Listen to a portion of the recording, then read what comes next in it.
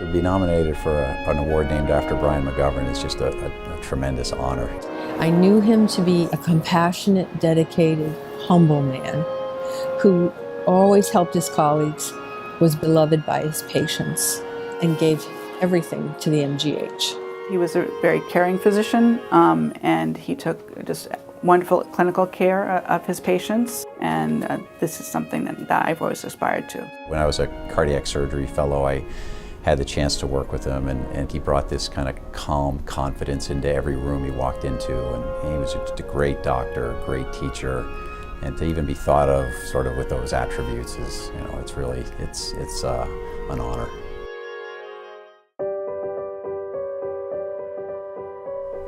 Ever since I was 14, I was interested in joining the Navy, and I took the ASVAB and got a high score and got accepted into the nuclear engineering program. I've wanted to be a doctor since I could speak, basically. The first time I was asked that question, that's my answer without probably understanding why. My first symptom I had was on Thanksgiving Day. I was standing with my arms by my side and my right arm had given out and I wasn't able to move it or feel it. He would tell me from time to time like his arm hurt, but not to the extreme of what was going on. I didn't know that he was losing sensation or having chest pain. I kept it a secret. I didn't tell my family or my recruiters. Thoracic outlet syndrome is basically a problem of compression in the part of the body we call the thoracic outlet. That's the area under the collarbone between the neck and the shoulder. And there's a whole series of nerves and blood vessels that have to pass through that space that can become compressed. When I first met Dr. Donahue, my first impression of him was that he actually cared. Kevin was really comfortable talking with him. I think you don't get that a lot of times, and it really stood out to me. When I meet a patient for the first time with thoracic outlet syndrome, oftentimes their stories are quite long. They've frequently bounced around to a lot of different doctors. It's a very complex condition to try to sort out. And so I think listening to the details is very important. Even though the pain was a lot to deal with, my main concern was not being able to join the military. I try to block off an hour and a half for every new patient because it really does take that long to get all the details. He wasn't just trying to diagnose me, he really wanted to help me join the Navy. Understanding where a patient wants to be certainly helps ultimately guide treatment and where we try to get them. We left that day and Kevin was really impressed and he said, geez, I'm really glad I came here. I was optimistic because of his age and his motivation. People that are very motivated to achieve something and accomplish something, they'll overcome some pretty steep obstacles. Every time I would ever give him a compliment or Kevin would say, geez, thank you so much, he'd say, you don't have to thank me. You do the hard work. During medical school, I did my surgery rotation first because I was certain that would be the one thing I would never want to be. And I did it and I loved it and went through the rest of my rotations and nothing was as exciting to me as surgery. Before Kevin's surgery, I did say, could you tell me roughly how long you think it'll take? As a parent, you kind of want to have that idea. And he said, look, this is normally what it takes. And he gave me an estimate and he said, but I don't rush for anyone. And I just knew that Kevin was safe. I can never guarantee a result, but I can certainly guarantee effort, and I promise them all that I'll give them the best effort that I can. When he told me that I'd be able to leave and I was going to make full recovery, I was so happy. I can't really put it into words. It was my future. He gave Kevin his life back. It's a complicated problem, and the stories are all difficult to sort out. There's no easy way to do it, but it is very rewarding. I feel better than I did before I even realized I had these symptoms, and I'm leaving for Navy boot camp on May 4th.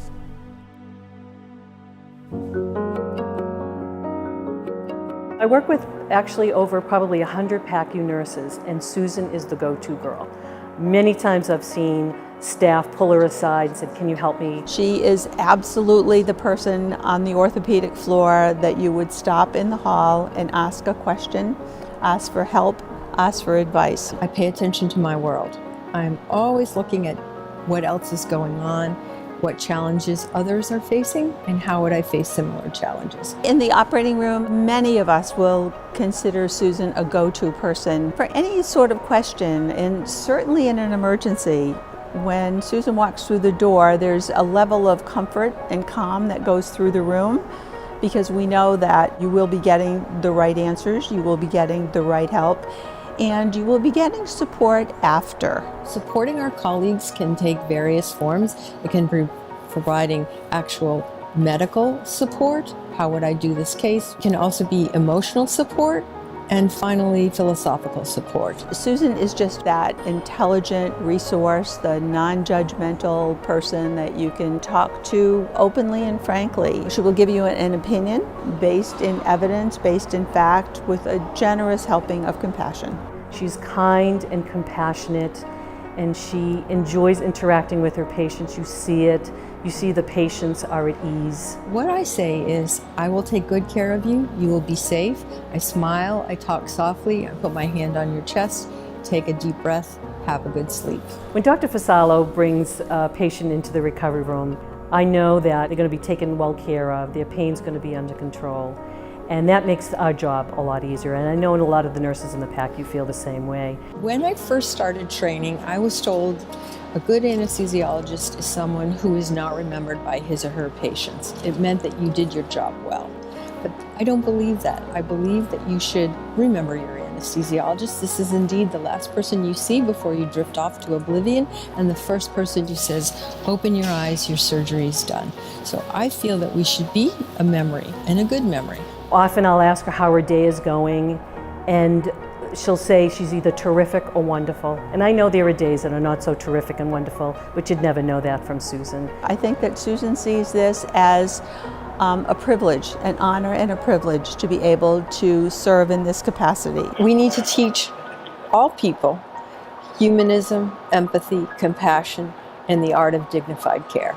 Did I say that she was wicked smart? Because she really is.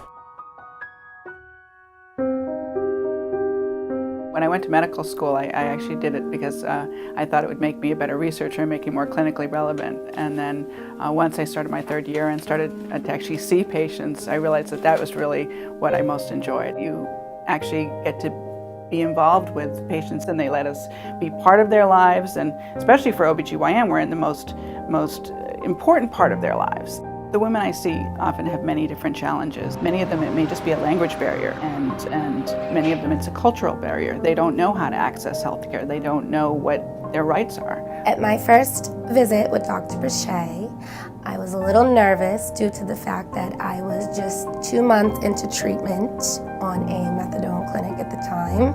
Drug addiction has become a really big problem here in Massachusetts and actually all over the nation, and it's really hard for women and men to seek care. They feel judged, and they're already having a hard time coming to that decision that they need to get help. She made me feel very comfortable, put no judgment against me. She was happy that I was seeking treatment. She had already done so much because she was getting treatment and she was coming to see me. Dr. Boucher never made me feel embarrassed. She always made me feel confident in myself, and I felt I can do this. I was able to sort of talk with her about how that this was actually a very good thing, that she was now off of the opiates and she was on something stable, and that we had treatment programs to help the baby. She's extremely educated, but she would never put anyone down. This was a safe place to come, and as long as she kept coming, that things would hopefully be all okay. I would come home after having one of my children, which I have 3 now, and she would call me on the phone. How are you doing? How's everything going? How's the baby? And truly concerned. I feel like not many doctors would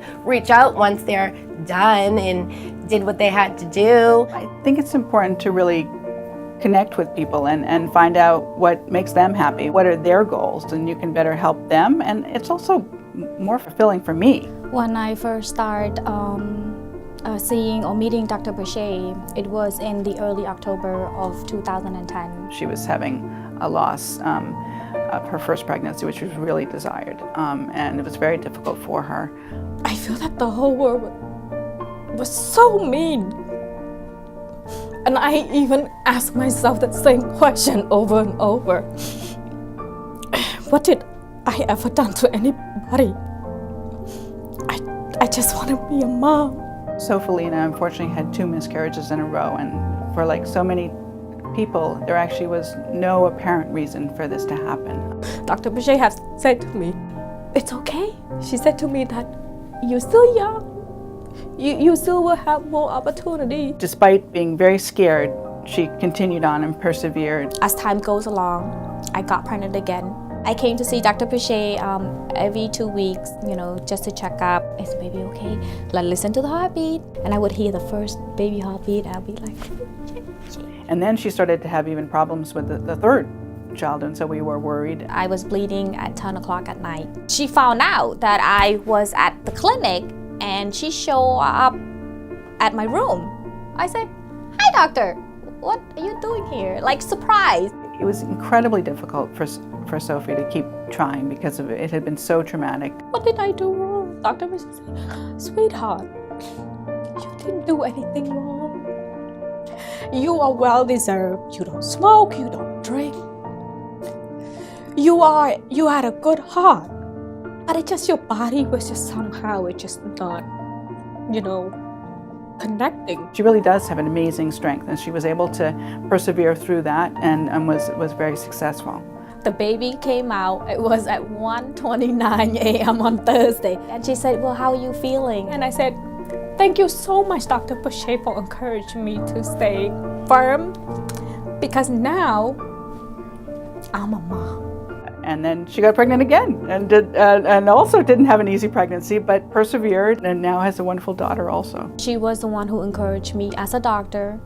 I know that she's only an OB doctor. She only sees me when I'm pregnant, but she encouraged me that there was hope.